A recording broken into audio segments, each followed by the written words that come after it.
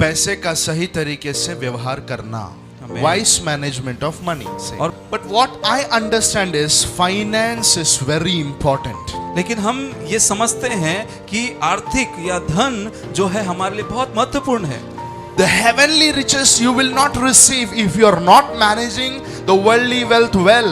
आपको स्वर्गीय धन नहीं मिल पाएगा अगर आप सांसारिक धन ही अच्छे से संभालना नहीं जानते। आँख खोलने वाला एक वचन है, ध्यान से सुनिए। Who will give you true riches? और ऐसा है कि कौन तुम्हें सच्चा धन देगा। It means there are two treasures. इसका मतलब है कि दो प्रकार के धन या दो प्रकार के खजाने हैं। Now I want your attention here. हम आपका ध्यान यहाँ So चाहेंगे। I'm continuing the message.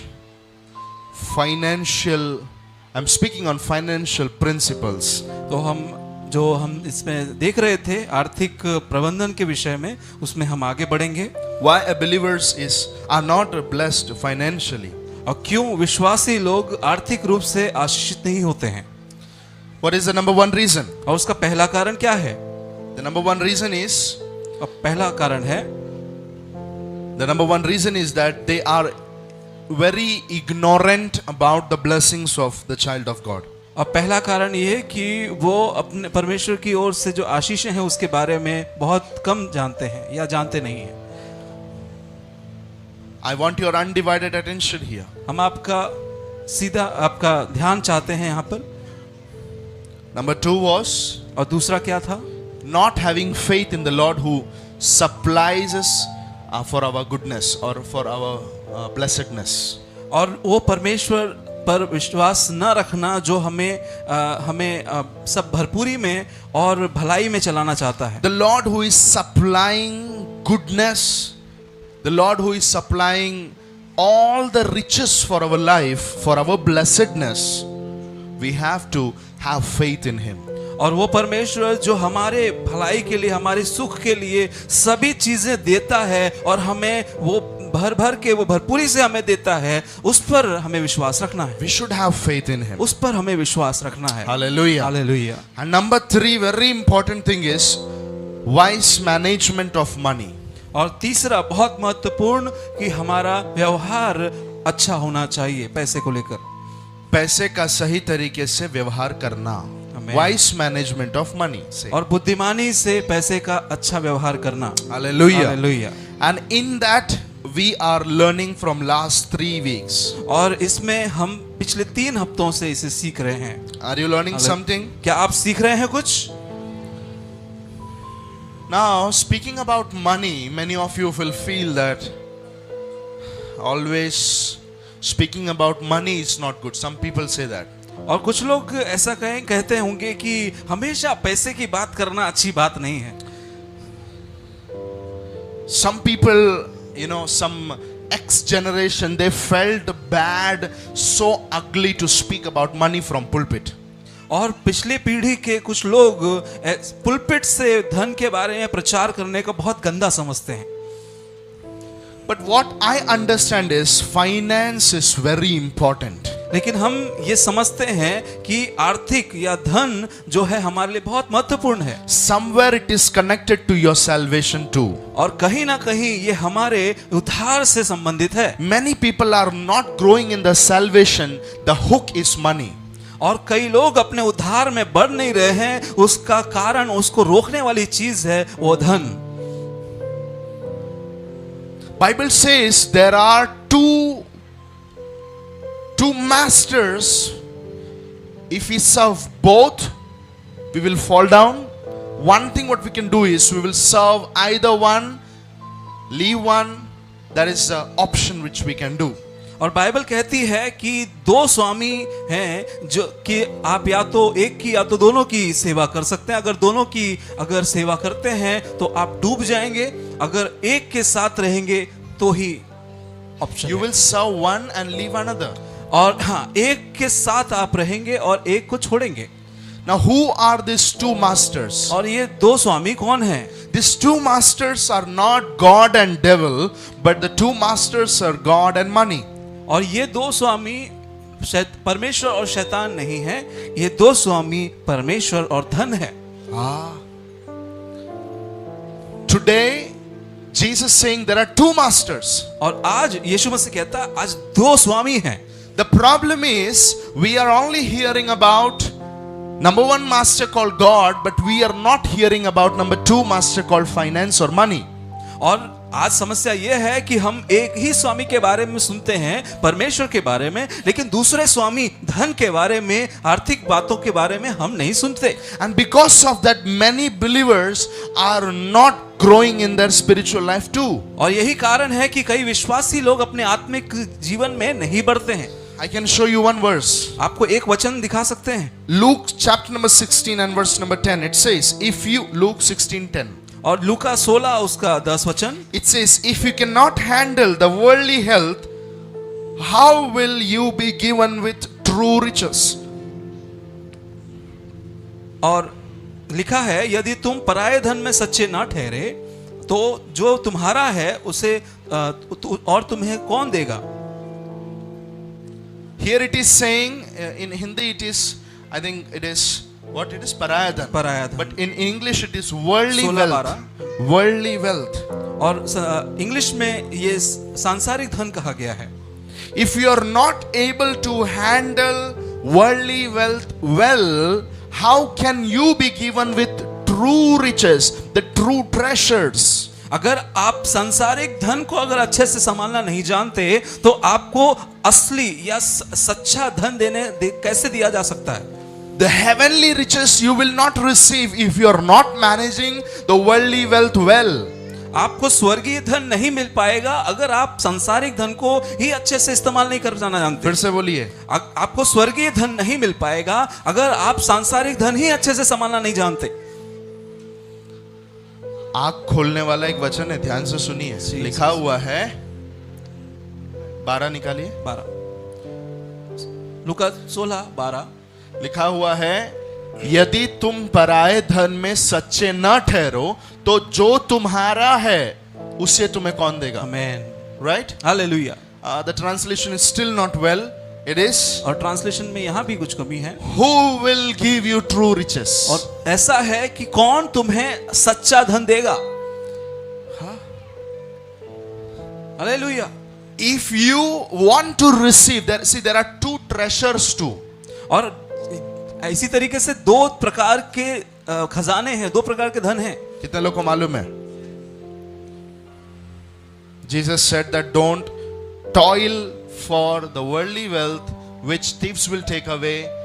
Toil for the heavenly treasures, not for the worldly treasures. और पर यीशु मसीह ने भी कहा कि ऐसे सांसारिक धन के पीछे ना भागो, परिश्रम ना करो जो जिसमें काई लगती है, जो चोर चोरी करता है। ऐसे धन के पीछे परिश्रम करो जो स्वर्ग से तुम्हें मिलता है और जो परमेश्वर तुम्हें देता है। It means there are two treasures. इसका मतलब है कि दो प्रकार के धन या दो प्रकार के खजाने हैं। There is worldly treasure. और एक है सांसारिक धन। There is something called heavenly treasure. और दूसरा है स्वर्गीय धन। Now I want your attention here. हम आपका ध्यान यहाँ चाहेंगे। Are you here? क्या आप यहाँ पर हैं? Say one hallelujah. एक हालेलुया कहें। What is Jesus saying? If you are not handling the earthly treasures well, who will give you the heavenly treasures? यीशु मसीह ने क्या कहा कि अगर तुम पृथ्वी के धन को ही अच्छे से इस्तेमाल करना नहीं जानते तो तुम्हें स्वर्गीय धन कैसे मिलेगा। कभी सोचा है आपने?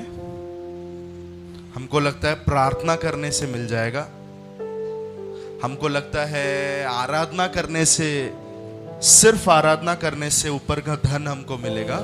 यहाँ पर कुछ बातें बोली गई है। हालेलुया। अगर आप पृथ्वी के धन को बराबर जमा नहीं करना जानते, पृथ्वी का धन सही तरीके से हैंडल करना नहीं जानते, तो स्वर्ग का धन आपको नहीं मिलेगा। हालेलुया। मतलब आप बहुत प्रार्थना करते हैं, you are a good prayer man, you worship, you speak in tongues, you are used in all the gifts of the Holy Spirit, but if you are not a person who is not wisely managing the money, God will never give you the heavenly treasures. आप अच्छे प्रार्थना करने वाले व्यक्ति हैं, आप परमेश्वर से के लिए प्रार्थना करते हैं, आप उपवास रखते हैं, आप अन्य भाषाओं में प्रार्थना करते हैं, आप आत्मिक बातों में, कलीसिया में भी कई चीजें करते हैं, सब कुछ आप करते हैं, लेकिन आप पृथ्वी का धन अच्छे से इस्तेमाल नहीं करना जानते तो परमेश्वर आपको स्वर्गीय धन कैसे देगा। मैंने नहीं बोला है ये, सुन रहे क्या? मैंने लिखा हुआ सुसमाचार में नहीं है ये। Hallelujah. This is God's word. ये परमेश्वर का वचन है। Learn to handle the money well. और परमेश्वर धन को अच्छे से संभालना सीखें। We know that God is the answer of every problem. और हम तो जानते हैं कि परमेश्वर सारी समस्याओं का हल है। God is the answer of every problem. और परमेश्वर सभी समस्याओं का उत्तर है। Not even a single person is saying amen or और hallelujah. एक व्यक्ति भी आमीन हालेलुया कुछ नहीं बोल रहा है। सब अपने दुनिया में बैठे हुए। You can come and preach. आप आके आकर प्रचार मैं करो। आके बैठ जाता हूँ। Say amen. कहें आमीन, Say hallelujah. कहें हालेलुया, One more hallelujah. एक और hallelujah, Hallelujah. Hallelujah. So if we are not handling the money well, अगर हम धन को अच्छे से इस्तेमाल नहीं कर रहे हैं, God will not give us the riches. और परमेश्वर अपनी अमीरता नहीं देगा। But what I was saying God is the answer of every problem. अब परमेश्वर तो सभी समस्याओं का हल है, उत्तर Yes है। or no? सही है कि नहीं? But God uses money as a means to answer the problem. लेकिन परमेश्वर एक धन को एक माध्यम समझता है, के रूप में इस्तेमाल करता है हमारी समस्याओं के लिए। Say it again. और परमेश्वर धन को एक माध्यम के रूप में इस्तेमाल करता है हमारी समस्याओं के लिए। सारी समस्याओं का हल परमेश्वर के पास है, लेकिन वो परमेश्वर भी हमारा हल पूरा व्हाट यू कॉल समस्या का हल देने के लिए परमेश्वर धन का इस्तेमाल करता है। Man man are you with me? क्या आप साथ में हैं? So is money good? तो क्या धन अच्छा है? से कहें जोर से बोलो। अच्छा है। Is money bad? क्या धन बेकार है, खराब है? नो। नहीं। The answer is yes, money is good. Yes, money is bad. तो उत्तर यह है कि हाँ धन अच्छा है, हाँ धन खराब भी है। Money is neutral. और मनी धन जो है वो न्यूट्रल है। You can use the same money, you can use the same money to help a person. You can use the same money to make a nuclear bomb to destroy a country. और उसी धन का आप इस्तेमाल कर सकते हैं किसी की मदद करने के लिए, उसको सहायता करने के लिए, और उसी धन का आप इस्तेमाल कर सकते हैं एक न्यूक्लियर बम बनाकर एक देश को उड़ाने के लिए। Hallelujah. Same money used in two different ways. और एक ही धन दो जगहों पर अलग तरीके से इस्तेमाल हो। For a child of God, the money should be a servant. Money should never be a master. और एक प्रभु के जन के लिए, प्रभु के बच्चे विश्वासी जन के लिए धन जो है एक दास होना चाहिए, वो धन मालिक नहीं होना चाहिए। Hallelujah. Never money should come as a block, as where you are choosing money, but you are not choosing God. और धन आपके आत्मिक जीवन के लिए रुकावट नहीं होना चाहिए कि आप धन को आप चुन रहे हैं लेकिन परमेश्वर को छोड़ रहे हैं। ऐसा अवसर आएगा जहां पर आपको धन आप चुन रहे हैं और परमेश्वर को आप छोड़ रहे हैं। ये चीज नहीं होना चाहिए। If it Hallelujah. happens, then it means that you are slave to money, you are servant to money. और अगर ऐसा होता है तो इसका मतलब है कि आप उस धन के गुलाम हैं, उसके दास हो गए हैं। Always you should say to God should be the first. Second, you can give the chance to money.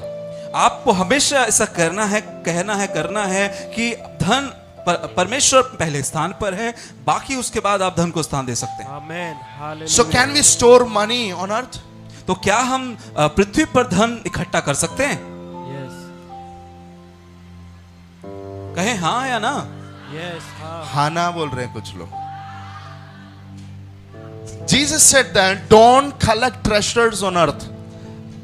और यीशु मसीह ने कहा कि पृथ्वी पर धन इकट्ठा ना करो। And you are saying we should. You're going against Jesus, man. और आप कहते हैं कि हाँ, तो आप यीशु के खिलाफ जा रहे हैं। यीशु ने बोला पृथ्वी पे धन इकट्ठा मत करो, और मेरे चर्च के सब लोग बोलते हैं करो बिंदास, जो होगा वो देखा जाएगा, करो। You're going against Jesus. तो आप यीशु मसीह के खिलाफ जा रहे हो। Now we should understand something. तो हमें कुछ चीजें समझने की जरूरत है। आमेन।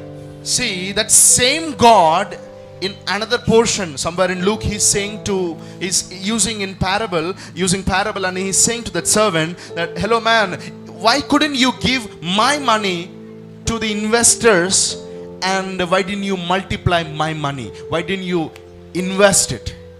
और इसी प्रकार से हम देखते हैं वचन में भी, लूका के एक जगह पर एक वचन भाग में लिखा है दृष्टांत में कि यीशु मसीह ने कहा कि तू ऐसा मेरे धन को बढ़ाना चाहिए था, अगर तुझसे नहीं हुआ तो तूने इन्वेस्ट क्यों नहीं किया, निवेश क्यों नहीं किया कि वो बढ़ता।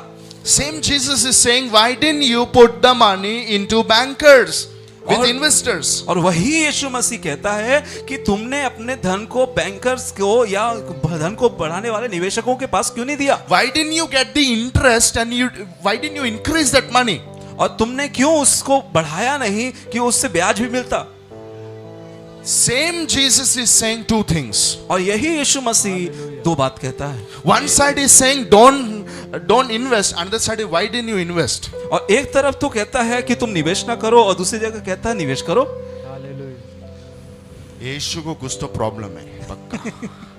Jesus has some problem, I think. या शायद यीशु मसीह को कुछ प्रॉब्लम है। Hello, Jesus has no problem. Problem is with you. You don't understand Bible language. और यीशु मसीह में कुछ समस्या नहीं है, आप में समस्या है कि आप बाइबल की कुछ भाषाएं बातें समझते I नहीं हैं। always speak about Bible language. There is something called Bible language. और हमेशा मैं बाइबल लैंग्वेज कहता हूँ, बाइबल की भाषा कहता हूँ, कुछ भाषा बाइबल की भाषा करके कुछ है। It is not Hindi, Marathi, Urdu, Kannada, Tamil, Malayalam. No, Bible has its own language. और हिंदी, मराठी, तमिल, तेलुगु ऐसा भाषा नहीं, बाइबल की अपनी एक भाषा है। If you understand that language, you can easily understand what is God meaning to say. अगर आप वो भाषा समझते हैं तो आप सच में समझ जाएंगे कि परमेश्वर क्या कहना चाहता You है। will not fall in debate.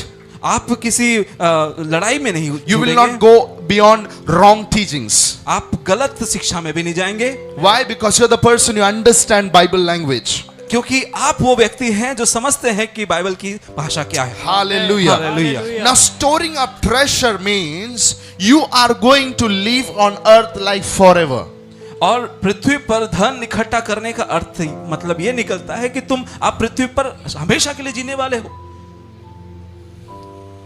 पृथ्वी पर ऐसा लोग धन इकट्ठा करते हैं जैसे कि वो हमेशा पृथ्वी पर ही रहने वाले हैं। हालेलुया। ऐसे लोगों से प्रभु कहता है don't do that, don't do that. और ऐसे लोग जो समझते हैं कि जिंदगी भर वो हमेशा के लिए वो जीने वाले हैं, पैसा इस तरीके से इकट्ठा करते हैं, उनके लिए प्रभु कहता है कि ऐसा ना करो, ऐसा ना करो। They don't have a thought about eternity. और उनके मन में अनंत काल का कुछ तो विचार ही नहीं है। Hallelujah. Hallelujah. Where your treasure is, there your heart will be. जहां आपका धन है वहां आपका मन भी रहेगा। Say it again. जहां आपका धन है वहां आपका मन भी रहेगा। So where is your mind today? It is important. तो आज आपका मन कहां है ये समझना बहुत महत्वपूर्ण है। You can collect treasures, but you can put your mind on God. It's not wrong. आप धन इकट्ठा कर सकते हैं और अपने मन को परमेश्वर की ओर लगा सकते हैं, इसमें कोई गलत बात नहीं है। आमेन। Hallelujah. How many of you getting me what I'm saying? कितने लोग समझ रहे हैं हम क्या कहना चाहते हैं? What you're doing, you're collecting the treasures for heaven. आप क्या कर रहे हैं? आप धन इकट्ठा कर रहे हैं स्वर्ग के लिए। Hallelujah. But not saving for future is foolishness. और भविष्य के लिए धन इकट्ठा न करना ये मूर्खता है। हालेलुया। भविष्य के लिए धन इकट्ठा ना करना मूर्खता है। हालेलुया। पड़ोसी को हाथ देके मैसेज दीजिए उसको। भविष्य के लिए धन इकट्ठा ना करना ये मूर्खता है। भविष्य के लिए धन इकट्ठा ना करना यह मूर्खता है। Yes. So we should learn to store money. तो हमें सीखना है कि कैसे हम धन को बचत करें, जमा करें। Some people say we are believers. कुछ लोग कहते हैं कि हम तो विश्वासी हैं, We have faith. हमारे अंदर तो विश्वास है, We live by faith. हम तो विश्वास से जीते हैं। No problem. Don't take my message. It's okay. Live by faith. We live by faith. But not storing for future is murkhata. is foolishness. अगर ऐसा है तो कोई बात नहीं, आप अपने विश्वास से जिए, संदेश को ना लें, लेकिन आपसे कह दें भविष्य के लिए धन इकट्ठा न करना यह मूर्खता है। कितने लोग भविष्य के लिए धन इकट्ठा करते हैं? सीधा हाथ उठाइए, सीधा सीधा सीधा। सब लोग करते हैं। मैं कल सुबह चर्च में जाना है, रात को 10 रुपया रिक्शा भाड़ा के लिए इकट्ठा किया कि नहीं किया? We all are saving money for tomorrow. हम सभी लोग पैसे जमा करते हैं अगले दिन के लिए, कल के लिए। We all save money for day after tomorrow also. और हम पैसे इकट्ठे करते हैं कल के दिन के बाद के दिन के लिए भी। We all invest money or save money for the next week, for the next month. We do it for, the more you are wise, the more longevity will be there. और हम अपने धन को इकट्ठा करते हैं अगले हफ्ते के लिए, अगले महीने के लिए, और जितने अभी अधिक आप बुद्धिमान होंगे उतना लंबा समय के लिए आप योजना बनाएंगे। Amen. Hallelujah. Hallelujah. Hallelujah. Hallelujah. Let me give you one line which is very important. आपसे एक लाइन कहना चाहें जो बहुत महत्वपूर्ण है, Maybe you could have heard it from me many times. और शायद आपने मुझसे ही सुना होगा कई बार। Live as you die today, but prepare as you live forever. और ऐसे जिए कि जैसे आज ही आप मरने वाले हैं, लेकिन तैयारी ऐसे करें कि आप हमेशा जीने वाले हैं। Amen. Hallelujah. Actually, the half quote is by Mahatma Gandhi. और सच में कहा जाए तो आधा जो उसका लाइन है वो महात्मा गांधी जी से लिया गया है, But I did some correction and I brought it. Prepare as you live forever. और हमने कुछ सुधार करके उसमें ये चीज भी ऐड किया कि हमें तैयारी ऐसी करनी है कि हम हमेशा जीने वाले हैं। Amen. पड़ोसी को बोलिए, ऐसा जियो जैसे आज मरने वाले, ऐसा जियो कि जैसे आज मरने वाले हैं, लेकिन तैयारी ऐसा करो जैसे आप हमेशा जीने वाले। और तैयारी ऐसा करो जैसे आप हमेशा जीने वाले हैं। Hallelujah. Hallelujah. So we have to prepare well. तो हमें अच्छी तैयारी करनी है। How many of you know that our life on earth is a preparation ground for long eternity? और कितने लोग जानते हैं कि हमारे पृथ्वी पर का जीवन वो तैयारी है कि हम स्वर्ग में किस तरीके से जिएंगे। Hallelujah. पूरे अनंत काल के लिए ये पृथ्वी का जो जिंदगी है वो तैयारी है। Man man It is a rough paper. Hallelujah. Are you with me? क्या आप साथ में हैं? Hallelujah. Hallelujah. Let us read one verse. आइए एक वचन पढ़ें। Ecclesiastes chapter number 11 and verse number 3. और वचन एक पढ़ेंगे, सबोपदेशक 11 अध्याय उसका वचन 3। Ecclesiastes chapter number 11 verse number 3. और सबोपदेशक 11 अध्याय वचन 3। यदि बादल जल से भरे हैं तब उसको भूमि पर उंडेल देते हैं, और वृक्ष चाहे दक्षिण की ओर गिरे या उत्तर की ओर, तो भी जिस स्थान पर वृक्ष गिरेगा वहीं पड़ा रहेगा।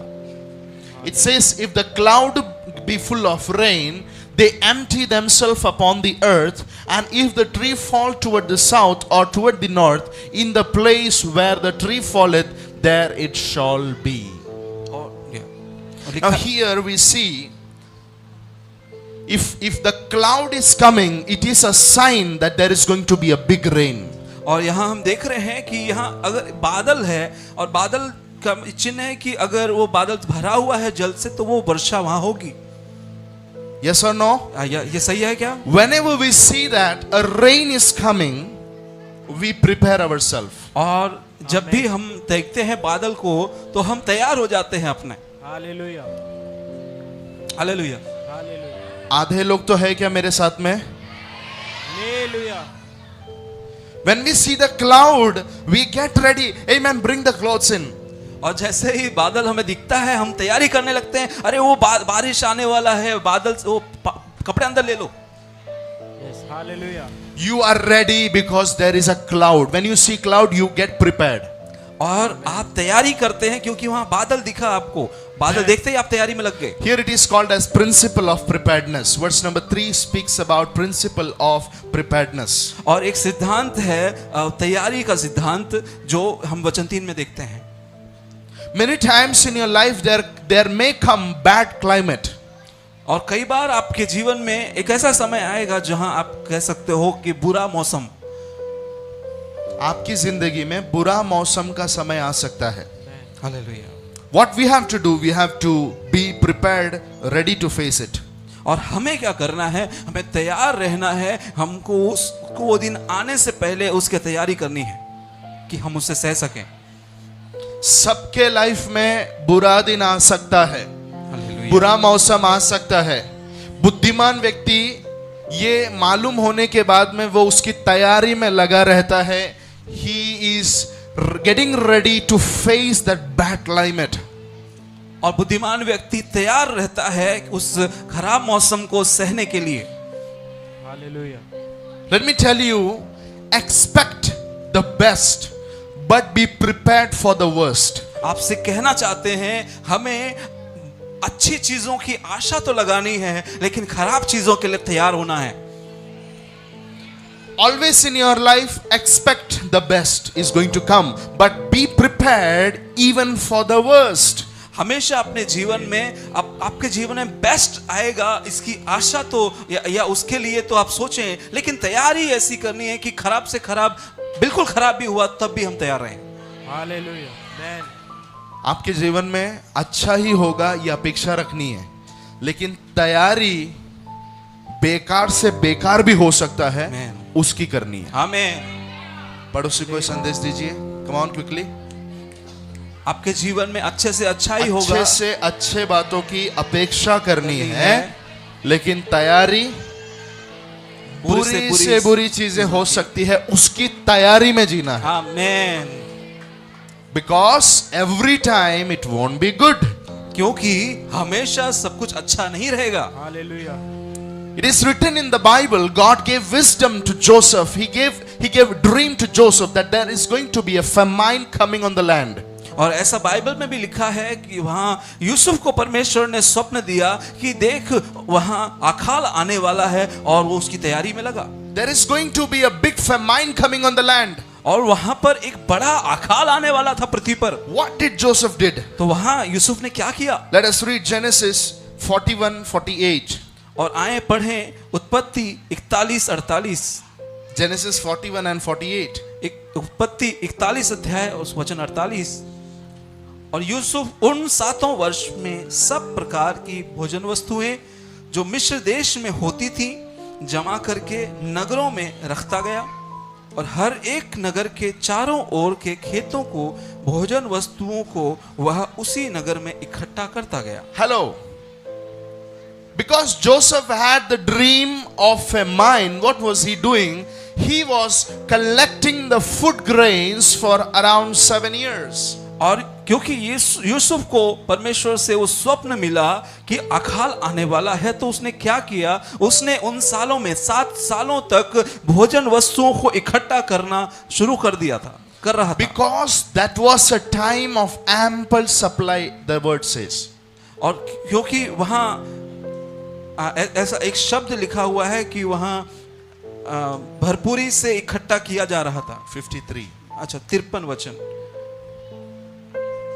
और मिस्र देश के सुकाल के 7 वर्ष समाप्त हो गए। It was the 7 years of ample supply. और वहां वो 7 वर्ष थे जो सुकाल के थे। It was like everywhere everything is there, all good.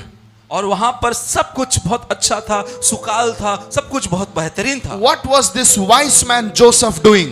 और वो बुद्धिमान व्यक्ति वो यूसुफ क्या कर रहा था? What was he doing? क्या कर रहा था? He was collecting food grains. और वो तो भोजन इकट्ठा कर रहा था, भोजन वस्तुएं। He had a foresight about future. और उसकी निगाहें भविष्य की ओर लगी हुई थी। Hallelujah. Let us go ahead. आए आगे बढ़े। 49. और 49 वचन। 49. सो यूसुफ ने अन्न को समुद्र के बालू के समान अत्यंत बहुतायत से राशि राशि करके रखा, यहां तक कि उसने उनका गिनना छोड़ लिया, क्योंकि वे असंख्य हो गई थे। He started saving and saving and saving. Last he forgot his count. और वो उसने इकट्ठा करना अत्यंत बहुतायत से इकट्ठा करना करता रहा। ऐसा हुआ अंत में उसने उनको गिनना भी छोड़ दिया कितना जमा हुआ। हालेलुया। इतना किलोग्राम धान्य यूसुफ ने जमा कर दिया कि उसकी गिनती ही भूल गया वो। हालेलुया। हालेलुया। जब सुकाल चल रहा था, he was saving and saving and saving. और उस सुकाल में वो बस बचत कर रहा था, जमा कर रहा था, जमा कर रहा था, जमा कर रहा था। In your life there will be sukal. और आपके जीवन में भी एक सुकाल होगा। What did the foolish do? He will take and he will use it all. और जो मूर्ख व्यक्ति क्या करेगा, वो उसे पूरा लेगा और पूरा खत्म कर देगा। But what did the wise man do? लेकिन बुद्धिमान व्यक्ति क्या He करेगा? thinks about his future and he collects the money. और वो भविष्य के बारे में सोचेगा और वो जमा करेगा, बचत करेगा।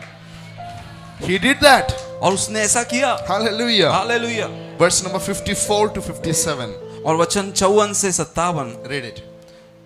और यूसुफ के कहने के अनुसार 7 वर्षों के लिए अकाल आरंभ हो गया और सब देशों में अकाल पड़ने लगा, परंतु सारे मिस्र देश में अन्न था। जब मिस्र का सारा देश भूखों मरने लगा, तब प्रजा फिरौन से चिल्ला चिल्ला कर रोटी मांगने लगी। और वह सब मिस्रियों से कहा करता था, यूसुफ के पास जाओ और जो कुछ वह तुमसे कहे वही करो। सो जब अकाल सारी पृथ्वी पर फैल गया और मिस्र देश में काल का भयंकर रूप हो गया, तब यूसुफ सब भंडारों को खोल खोल कर मिस्रियों के हाथ अन्न बेचने लगा। Wow. Hallelujah. What is this wise man doing here? और ये बुद्धिमान व्यक्ति क्या कर रहा था यहाँ पे? The one who saved money when there was ample supply. और वो व्यक्ति धन जमा कर रहा था जब सुकाल था, बहुत भरपूरी था। And the word says there came a famine in the land all over on the earth. और वचन कहता है कि वहां ऐसा अकाल आया कि वो पूरी पृथ्वी पर सारे देशों में वो था। अमेरिका में अकाल आया, हालेलुया। लंदन में भी अकाल आया, रशिया में भी अकाल आया, लेकिन पूरी पृथ्वी पर on the all earth there was only one man called Joseph in Egypt who did the saving. And what is he doing? He's supplying the savings. He is actually selling it out to the whole earth. और ऐसे समय पर केवल यूसुफ था जो जमा किया था अन्न को, और वही था जो बाकी पूरे सभी देशों में अकाल था, लेकिन वो उन सभी देशों को अन्न भोजन वस्तुएं बेच रहा था। It is not that he was donating it. ऐसा नहीं लिखा है कि वो दान कर रहा था। No, no, no. He was selling it. ऐसा नहीं, वो बेच रहा था। Hallelujah. Hallelujah. You can do that. आप भी ऐसा कर सकते हैं। I said you can do that. हमने कहा आप भी ऐसा कर सकते हैं। You can save money. आप धन जमा कर सकते हैं। Then you can use the saved money to earn money. और उसके बाद आप उस जमा किए हुए धन को और धन कमाने के लिए इस्तेमाल कर सकते हैं। और एक बार बोलिए, आप धन जमा कर सकते हैं और उस जमा किए हुए धन को और धन कमाने के लिए इस्तेमाल कर सकते हैं। Hallelujah. Amen. अरे बाबा चर्च मध्ये हा योसेफने केलं, मग तुम्ही पण करा ना. Hallelujah. Amen. We can learn everything in the church हम सब कुछ सीख सकते हैं कलीसिया में, because everything is there in the word. और क्योंकि सब कुछ वचन में है। Amen. आमीन। Hallelujah. Hallelujah. So we should invest. तो हमें निवेश करना है, We should save money. हमें धन बचत करना है। 1 Timothy chapter number 6 and 6 to 9, just you can write. और लिख के ले लें, पहला तिमोथी 6 अध्याय 6 से 7। 6 to 9. 6 से 7। 6 to 9. 6 से 9। 6 से 9। Saving money, when you save money, you have to check your motive. और जब आप धन बचत कर रहे हैं, जमा कर रहे हैं, तो आपको उसका उद्देश्य समझना है। Your motive is very important. आपका उद्देश्य बहुत जरूरी You है। can read those, it says that have a content heart, with godliness you should save, or you should be okay with what you have. And it says that you should not be pride, you should not be over excited about money and all. और वहां पर आप देख सकते हैं, पर वहां लिखा है कि आप धन को परमेश्वर के लिए भली इच्छा से आप जमा करना है, आपको बड़ी कोई बढ़ाई नहीं मारनी है, आपको लालच नहीं करना है, और ऐसी और चीजें। So whenever you are storing up money, Your motive is very important. और जब भी आप धन इकट्ठा कर रहे हैं, जमा कर रहे हैं, तो आपका उद्देश्य बहुत जरूरी है। Are you saving money so that you will be rich in आप all that society? आप धन इसलिए इकट्ठा करते हैं क्या कि आप बहुत अमीर हो जाएं और पूरी सोसाइटी में आपका नाम, आप अमीर कहलाएं? What is the motive? क्या आपका उद्देश्य है? Your motive is very important. आपका उद्देश्य बहुत जरूरी है। If motive is wrong, please stop it. आपका उद्देश्य अगर खरा गलत है तो कृपया रुक जाएं। Many people run after money so that they will get a position, so that they will get something before everyone, they will be accepted, they will be on the top floor, they will be on the highest peak.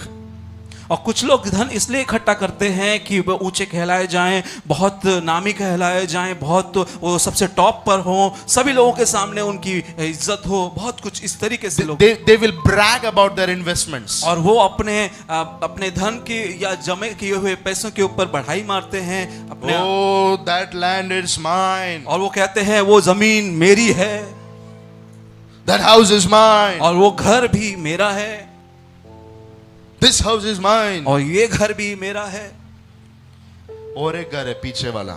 That is also mine. और वो पीछे वाला घर भी मेरा है। Don't brag. If you brag about your investments, your saving, it is wrong. Check your motives. और आप अगर अपने धन के ऊपर बढ़ाई मारते हैं, घमंड करते हैं, तो आप अपने उस उद्देश्य को समझना है, देखना है। I have 10 houses.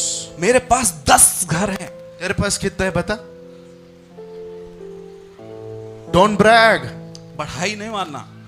The hook will come and it will snatch you and put you down like nowhere you will. और एक हुक आएगा जो आपको नीचा करने के लिए आपको जमीन पर पटक देगा। Hallelujah.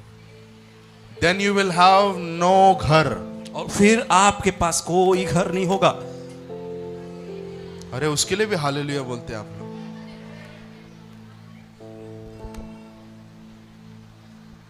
So what we have to be prepared for the famine. तो हमें तैयार रहना है अकाल के समय के लिए भी। Say hallelujah. कहें hallelujah. Everyone will sit straight. सभी लोग सीधे बैठ जाएं। सीधे सीधे सीधे उठ अभी कुछ लोग उठ रहे हैं, सो के उठ रहे जैसा। उठ जाओ।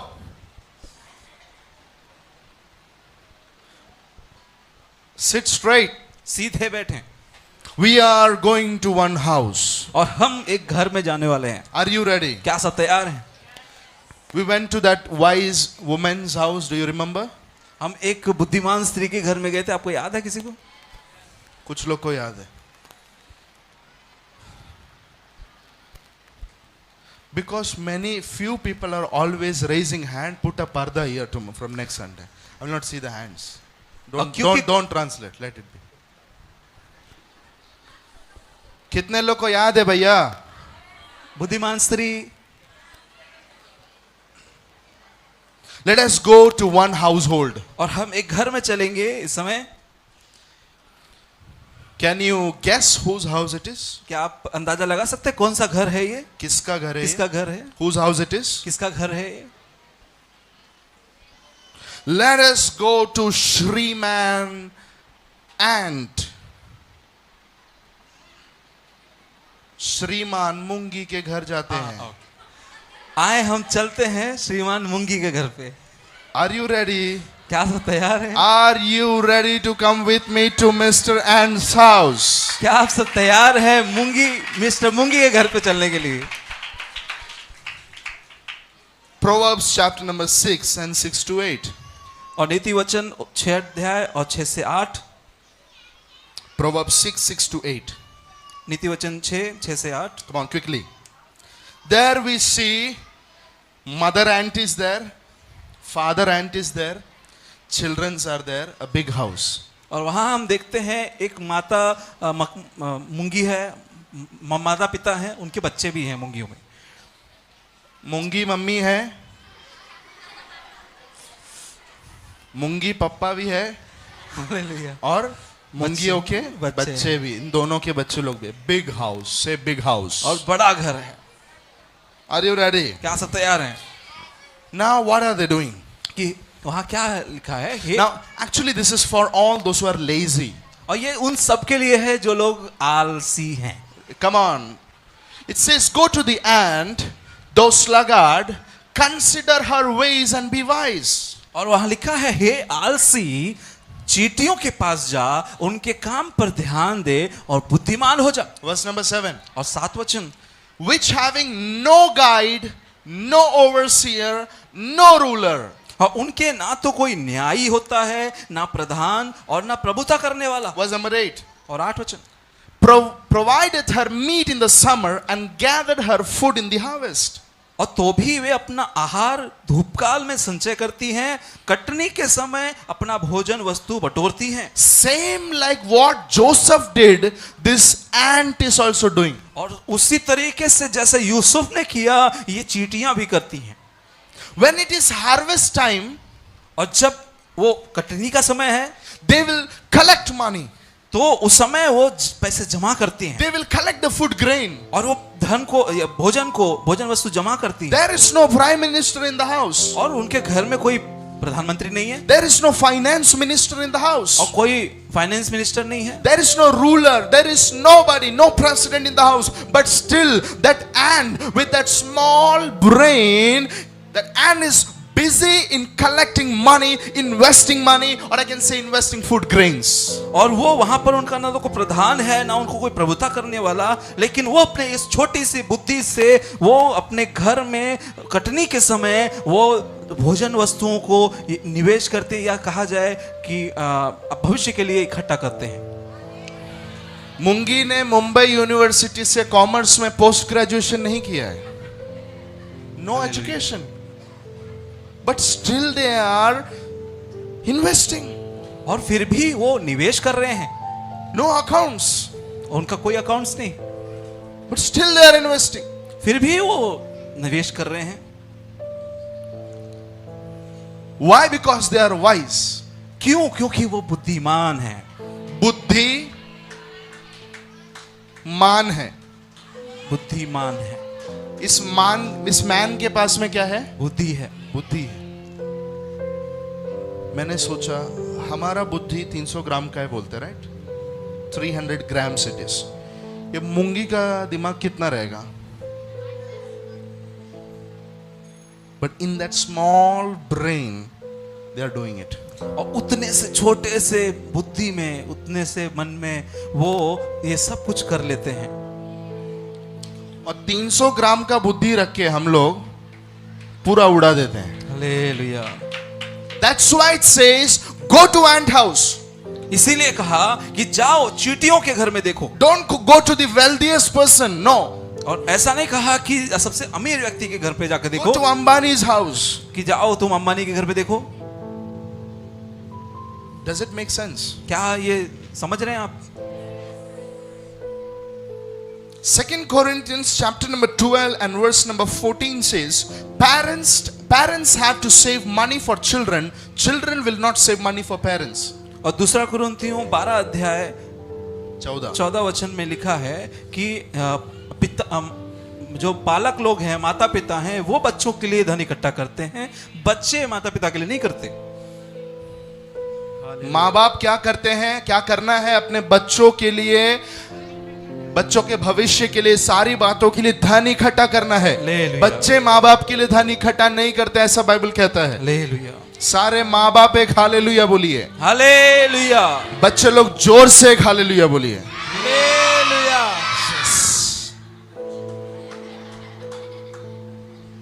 Parents have to save money for children. और माता पिता को धन इकट्ठा करना है बच्चों के लिए। How many parents are doing that? और कितने माता पिता ऐसा करते हैं? 1 Timothy 5:8. पहला Timothy 5:8 It says that if you are not providing for your family, you are worse than believer and you have backslided from the faith.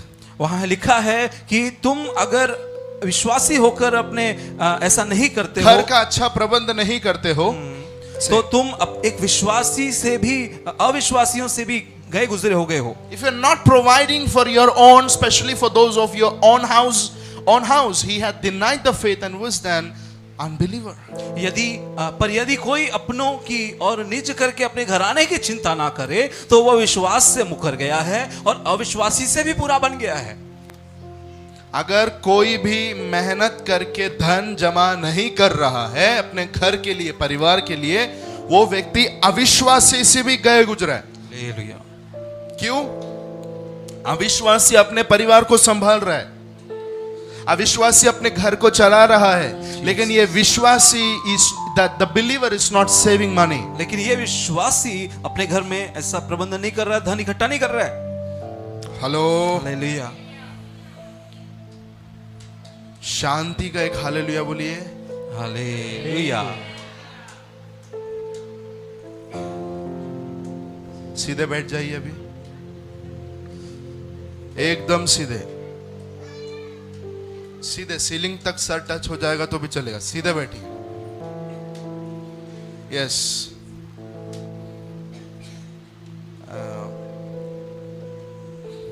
Are you ready? क्या आप तैयार हैं? Should we save money? क्या हमें बचत करनी चाहिए?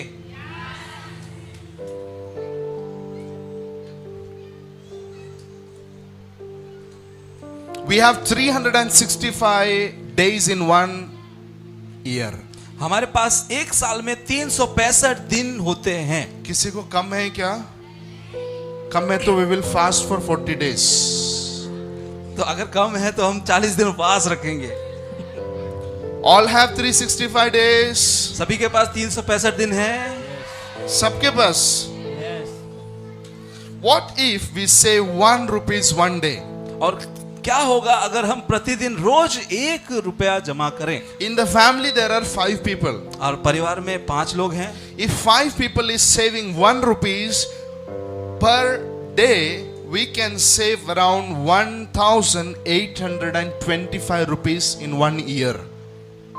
और अगर परिवार के सभी लोग 1-1 रुपए, 5 लोग 1-1 रुपए जमा करते हैं तो पूरे साल भर में हमारे पास में उस घर में 1,825 855 रुपए जमा हो जाएंगे। 825 रुपए, 25 1,825 रुपया, 5 जन ने 1-1 रुपया जमा करके। Hallelujah. Praise God. What if we save 5 rupees per day? और तब क्या होगा जब हम 5 रुपए प्रतिदिन जमा करें? सिर्फ 5 रुपए। पड़ोसी को बोलो सिर्फ 5 रुपए। सिर्फ 5 रुपए। If we save 5 rupees per day, it will be 9,125 rupees. और अगर हम रोज 5 रुपए जमा करें तो ये पूरे साल भर में हो जाता है 125 9,125। 9,000 रुपया घर में जमा हो गया। हालेलुया। सिर्फ 5 रुपया जमा करने से 9,000 रुपया जमा हो गया। ताली बजाओ, खुश हो जाओ। आमेन, आमेन। हाँ। Hallelujah. What if we save 10 rupees? तब क्या होगा जब हम 10 रुपए एक दिन में हर एक जन जमा करें? उसी पड़ोसी को फिर से हिला के बोलिए सिर्फ 10 रुपया। सिर्फ 10 रुपया। Hallelujah. Hallelujah. In 10 rupees it is 18,250 rupees. और 10 रुपया रोज जमा करने से जमा हो जाता है एक साल में 18,250 रुपए। एक साल के अंदर घर में कितना रुपया जमा हो गया? 18,250। 18,250 रुपया। आमेन। If you have enough, you can save 50 rupees per day. अगर आपके पास काफी है तो आप प्रतिदिन 50 रुपए जमा कर सकते हैं। वही पड़ोसी को हिला के बोलो सिर्फ 50 रुपया। सिर्फ 50 रुपया। हालेलुया। हालेलुया। Only 50 rupees. सिर्फ 50 रुपए। You will save around 91,250 rupees. और आप करीब जमा कर लेंगे एक साल में 91,250। सबके लास्ट में 250। 91,250। 91,250 रुपए। साल भर में कितना रुपया घर में जमा हो गया? खुश हो जाइए, कितना जमा हो गया? 91,250 रुपए। Yes, close to 1 lakh. करीब करीब 1 लाख के आसपास है। Now if you have more, you can save 100 rupees one day. और अगर आपके पास बहुत अच्छा खासा है तो आप 100 रुपए भी प्रतिदिन जमा कर सकते हैं। If you are saving 100 rupees per day, अगर आप रोज 100 रुपए जमा करते हैं you can save around 1,82,500 rupees in 1 year. और तो आप एक साल में जमा कर लेते हैं 1,82,500 सुनो भैया, रुपए। मिला नहीं है, सुनो आप कितना है। 1,82,500 रुपए। पड़ोसी को हिला के बोलिए आप कुछ तो कीजिए ना। आप कुछ तो कीजिए ना।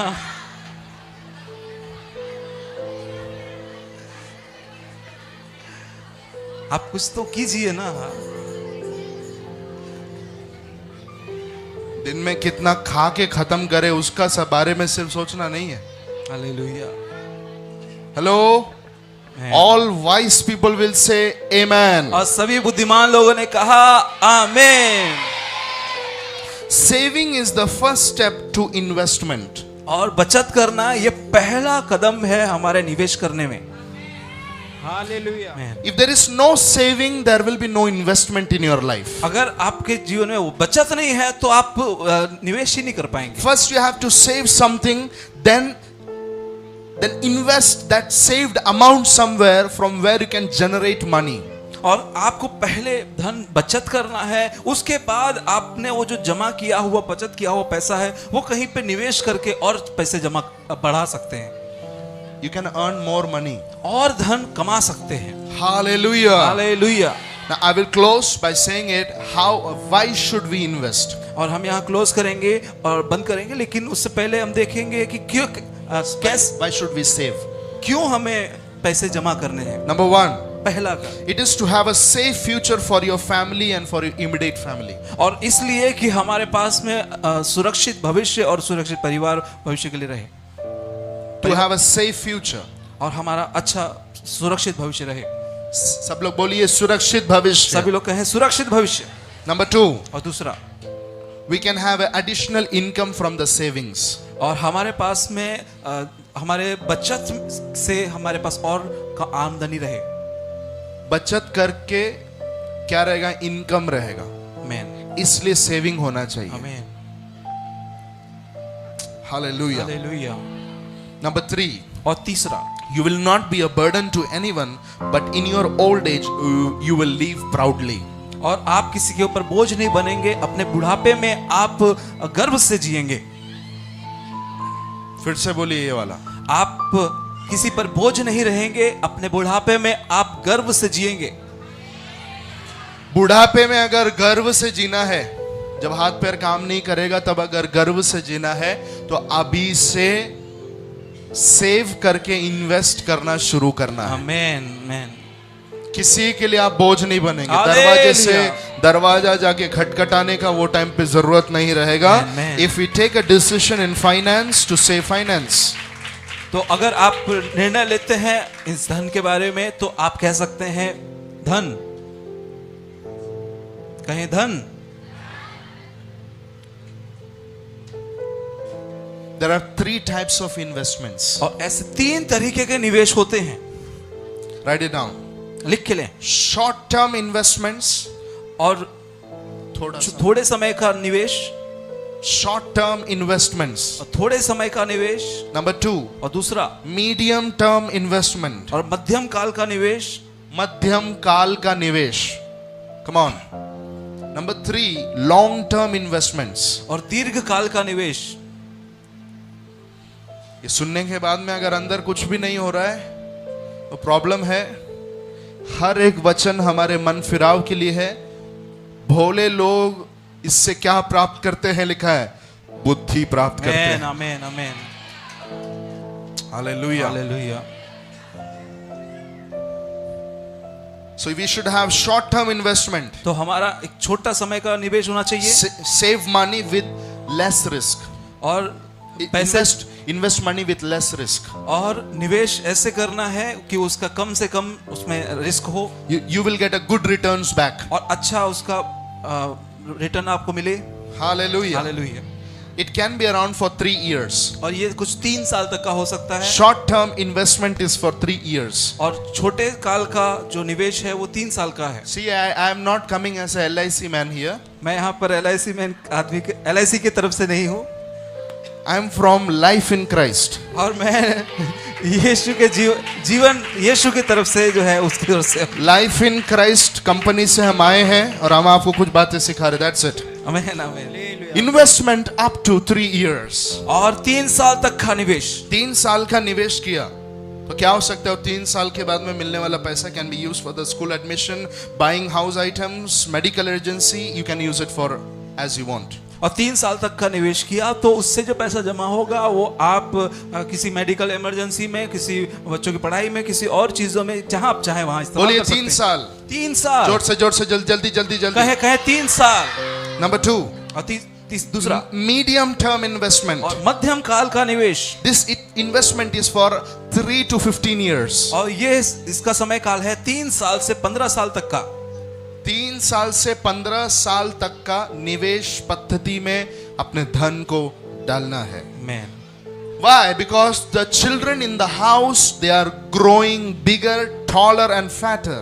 क्योंकि आपके घर के बच्चे और बड़े, मजबूत और ऊंचे हो रहे हैं, लंबे हो रहे हाइट हैं। में, वेट में सब बढ़ते जा रहे हैं बच्चे घर में। What it can be used after 15 years. और ये जो धन है वो 15 साल के बाद किस तरीके से आप इस्तेमाल कर सकते हैं? You can use it for their education, marriage, for buying house, etc. और आप उनके पढ़ाई में, उनके शादी में, घर खरीदने में और भी कई चीजों में आप इस्तेमाल कर सकते हैं। शादी आएगा तो हर जगह जाके मांगने का जरूरत नहीं रहेगा अगर इन्वेस्टमेंट किया है तो। मैन। घर खरीदने के लिए यहाँ वहां जाने का जरूरत नहीं पड़े। There will be an investment, you can buy the things. और वहाँ एक को निवेश होगा जिससे आप चीजें खरीद सकते हैं। बच्चे लोगों को स्कूल में एडमिशन, कॉलेज में एडमिशन लेना है, कुछ हाई डिग्री कोर्स के लिए बच्चों को भेजना है तो वो टाइम पर स्टडी लोन जाके लेने का जरूरत नहीं पड़ेगा। आपके पास ऑलरेडी पहले से अपने बच्चों के भविष्य के लिए सोच के इन्वेस्टमेंट करके रखा है। आमीन। Come on, medium term investment. और मध्यम काल का निवेश। This is medium term investment. और यह है मध्यम काल का निवेश। Hallelujah. Hallelujah. What you can do, you can invest your money in FD, mutual funds, any insurance policy, health insurance, gold investment, anywhere you can invest money. और आप क्या कर सकते हैं? आप एफडी खोल सकते हैं, आप टर्म इंश्योरेंस या म्यूचुअल फंड में डाल सकते हैं, हेल्थ इंश्योरेंस में डाल सकते हैं, कोई भी इंश्योरेंस पॉलिसी में, या गोल्ड में, आप सोने में इन्वेस्ट कर सकते हैं। Man. You can do that. आप ऐसा कर सकते हैं। Hallelujah. Hallelujah. This is what medium term investment. Now next, long term investments. और अब दीर्घ काल का निवेश। This is for around 15 to 20 years. और ये है 15 साल से 20 साल तक का निवेश। Now when we are investing for this, for after 15 to 20 years, that time you are a retired person. और ये जो आप निवेश करेंगे, ये 15 से 20 साल के बाद आप एक रिटायर हुए व्यक्ति होंगे। One day your hands and your legs will not work. और एक दिन आपके हाथ पैर वैसे काम नहीं करेंगे। If you have a business, that's good, but still somebody can say that I have pension. Still, to live in the same standard you were living thus far, you should have investments.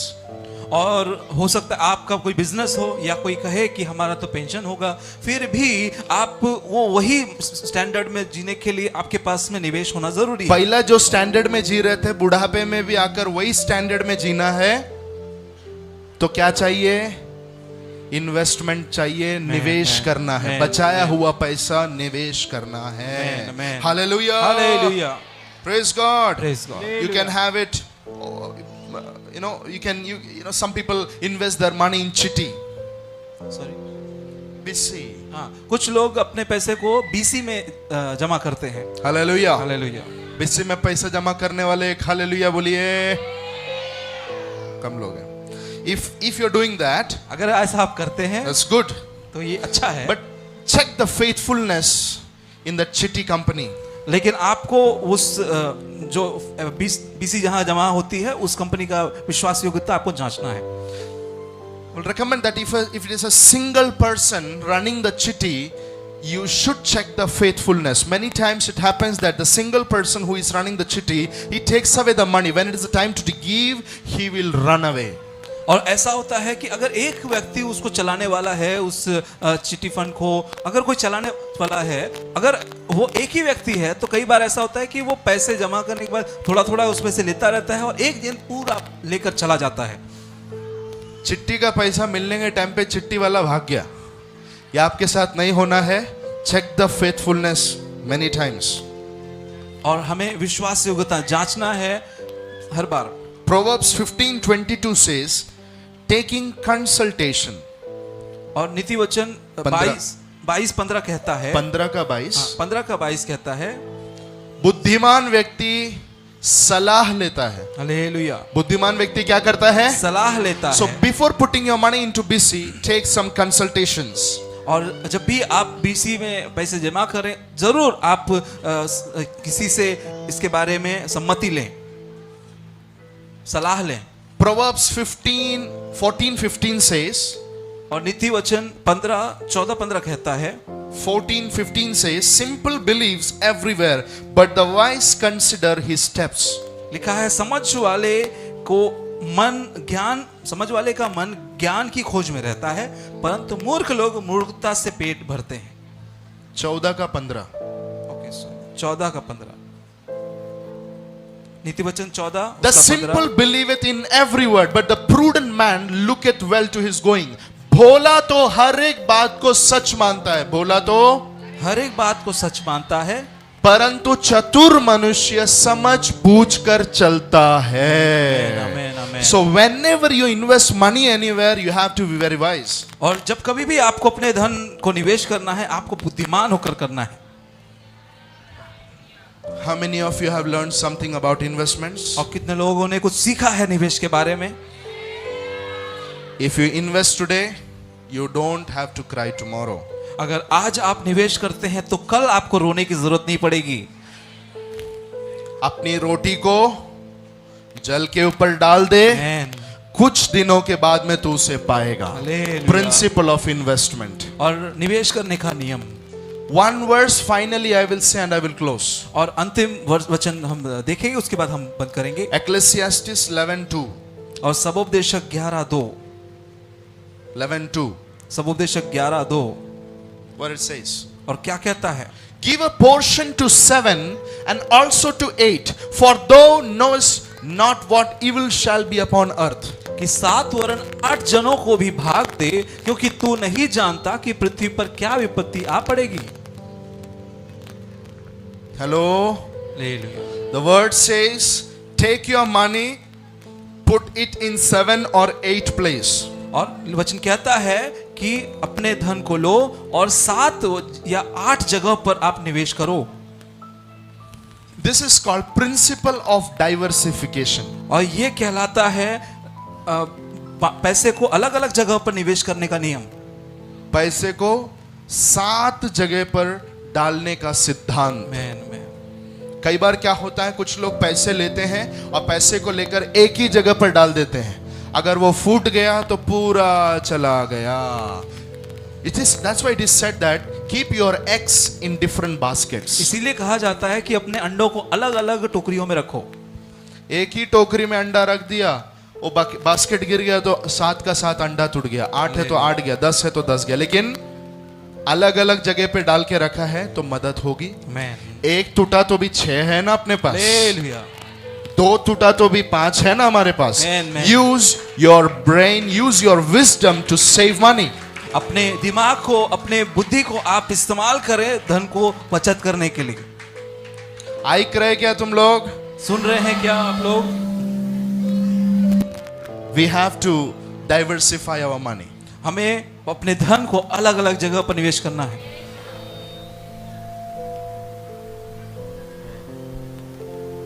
गांव में पहले जब लोग दूर गांव में जाते हैं, गाड़ी में सामान चोरी होएगा उसका बहुत टेंशन रहता था। हाँ कि नहीं? दूर जो गांव जाते हैं ना, नॉर्थ इंडिया में जाते हैं, साउथ इंडिया में जाते हैं, सामान चोरी होएगा उसका बहुत चिंता रहता है। उसके लिए इतना पैकिंग होता है, चोर चोरी करने का सोचे तो भी चोरी नहीं कर सकता। इतना पूरा खिड़की विड़की से पूरा सामान बांध के रख देते हैं। यस और नो? हालेलुया। उसमें एक और चीज लोग करते थे, इवन आज भी करते होंगे। जितना पैसा है उस पैसे को अलग अलग जगह पे रख देते हैं। थोड़ा उसके हाथ में दे देंगे, थोड़ा तू रख, थोड़ा ये वाले पॉकेट में एक नया पॉकेट बना के उसके अंदर डाल देंगे। हेलो, कितने लोगों ने किया है? हालेलुया। यस और नो? क्यों? क्योंकि हमको लगता है उसका चोरी हो गया तो मेरा वाला तो रहेगा। This is what principle of diversification. और ये कहलाता है धन को अलग अलग जगहों पर जमा करके या निवेश करके रखना। So actually, if you see chapter number 11, it is all speaking about different principles of money. और इसी तरह से जब हम 11 अध्याय सबोदेश 11 अध्याय में देखते हैं तो वहां पर हम निवेश के या धन के अलग अलग सिद्धांत वहां देखने मिलते हैं। सबसे पहला लिखा हुआ है, अपने रोटी को जल पर डाल दे, कुछ दिन के बाद में तू पाएगा। Man What is it? Principle of investment. और ये क्या है? ये बोने का या ये निवेश करने का नियम है। फिर कहता है एक जगह पे इन्वेस्ट मत करना, अपनी रोटी को 7 जगह पे डालना। What is this principle of diversification? और ये एक जगह लिखा है 7 या 8 जगह पर अपना भाग बांटना। इसका मतलब ये क्या है? ये है अलग अलग जगह पर निवेश करने का नियम। Verse number 3, it speaks about a rain coming. It speaks about the principle of preparedness. और तीसरा वचन में लिखा है कि बादल भजल से भर गए हैं और बारिश होने वाली है। ये क्या है? ये है तैयारी का नियम। We don't know what is going to happen tomorrow. हम नहीं जानते कि कल हमारे साथ क्या होगा। If you have faith, it's okay. But with faith, we have to work. और आपके पास विश्वास है, ये अच्छी बात है, लेकिन विश्वास के साथ में आपको कार्य भी करना है। विश्वासी लोग मूर्ख लोग नहीं होते हैं, विश्वासी लोग बुद्धिमान लोग होते हैं। आमीन। ले लिया। यस, विश्वास अंदर है, आप मूर्ख नहीं रहेंगे, मैन, आप बुद्धिमान रहेंगे। Hallelujah. Stand on your feet.